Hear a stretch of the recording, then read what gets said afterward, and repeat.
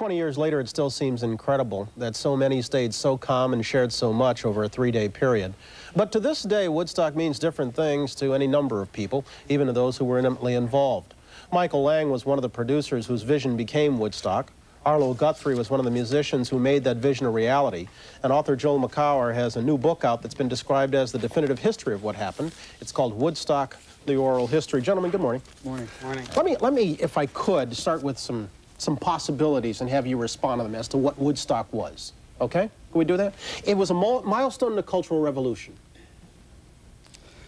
Yes, I don't know if it was part of that revolution. It seemed to be sort of the end of that revolution in a way, in a transition. It was a kind of subculture utopia. No, I don't think so. I like the first thing. I think it was a revolution of sorts, and whether it was at the end or not, it was a different change in the culture. From then on, things were different. It was a crusade for love and peace.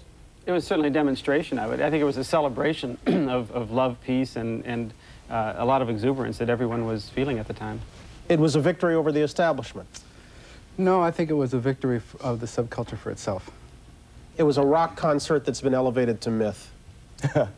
Definitely. Arlo? Well, I don't know. I mean, it happened. Yeah. Has it been blown out of proportion, though? I mean, has the distance of 20 years made it larger than it ever was? I think it became larger immediately. It took on a quality because of what happened. That it became symbolic almost immediately. I think that's interesting.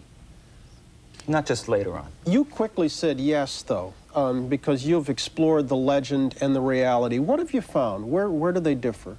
Well, I think that people see Woodstock as this great, they see it as a lot of things. One is an orgy of disgusting things that symbolize everything that's wrong with the 60s, and that's certainly a myth blown out of proportion. They also see it as just the, I think rightfully so, as a great celebration and as a great window on who we were in 1969. That's not out of proportion. But I think in a lot of ways people see what, I've heard people blame everything that's bad, from litter to AIDS, with our society today on Woodstock. You were in California at the time, but you too were there. Are you nostalgic about Woodstock, or was it a part of your past that's better left in the past? I'm nostalgic about it. I left it in the past for 18 years, and since the 20th became such a big media event, I've had to delve back into it, and it's quite nostalgic. Willingly? Unwillingly at first, but these days I'm happy to do it. What about you, Arlo? I don't know if I could actually have left it in the past, because, you know, what I've been doing for the last 20 years has essentially been the same kinds of things that I was doing at Woodstock, and I don't think my audience would want me to just keep it nostalgic. They want to see that transition into something present. They want to keep it alive, not just as a nostalgic something, but something that means something today. Those who showed up, and they showed up in droves, why'd they come? What'd they think they were coming for? I think that they were coming to share the kind of event that they did share. I think that those people had been living that lifestyle for a long time. And the amazing part was how many of us there really were.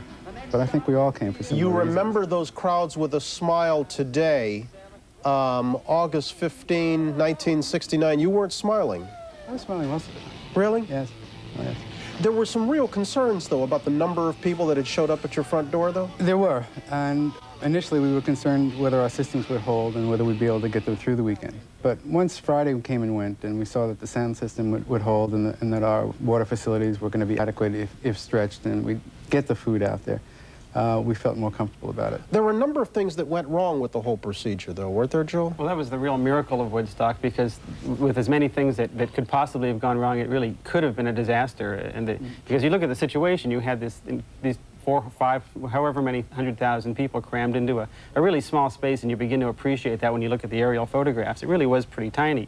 And it was your typical hot New York, steamy, muggy, and occasionally torrentially downpouring day. The facilities were not appropriate, the toilets and the food for a crowd even, I don't know, maybe half that size.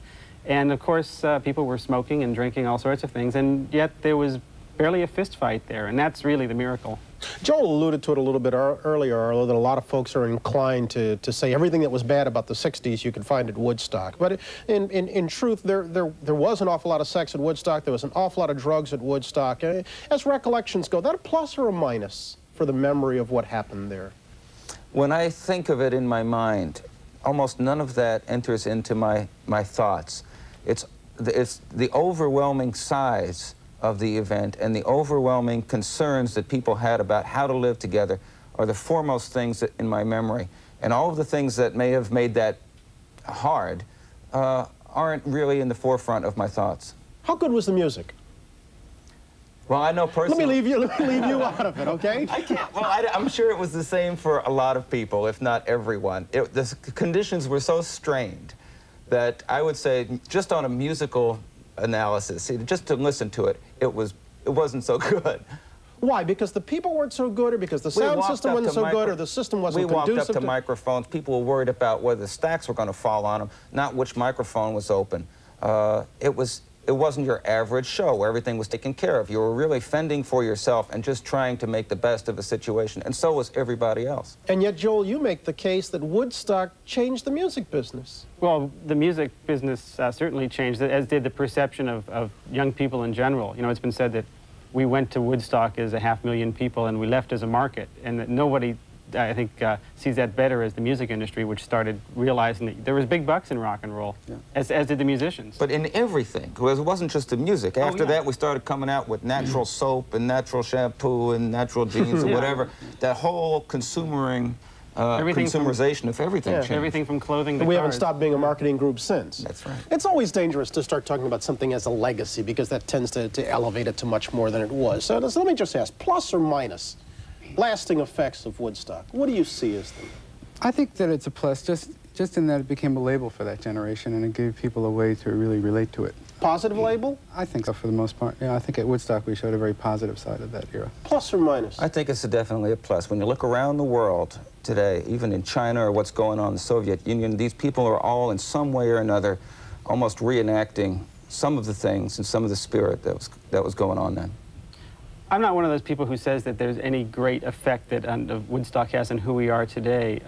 I think it's very much a plus of who we were then. It's just very, I think, exciting demonstration of the possibilities of what people in the 60s wanted life to be like. And yet, what's it say that, that of a recent poll that of those over 45, only 10% today wish they had been there? And probably 5% claim that they had. Yeah. What's that suggest to you, though? I don't know. It's a long time ago, and it's a lot of mud. And I guess if you weren't part of that experience, it really was a place maybe you'd rather not have been. Maybe. It says that people, as they get into their 40s, don't find the idea of going out and camping out with several 100,000 of their colleagues in the muddy conditions very exciting. But that doesn't mean they wouldn't have done it 20 years ago. Right. There couldn't be another Woodstock Day. I don't think so. I don't think so. Nor should there be. I mean, Woodstock was what it was for the time that it was, and yeah, it's like saying, could there be another 1969? I think it's history. What as they said, Liberty Valance, when the legend collides with the truth, print the legend. Thanks very much, guys. Joel, thank you. Arlo, Michael. And we're going to be hearing from Arlo a little bit later. He'll be singing for us. Thanks. Okay. We're going to come back. 22 past. This is Today on NBC.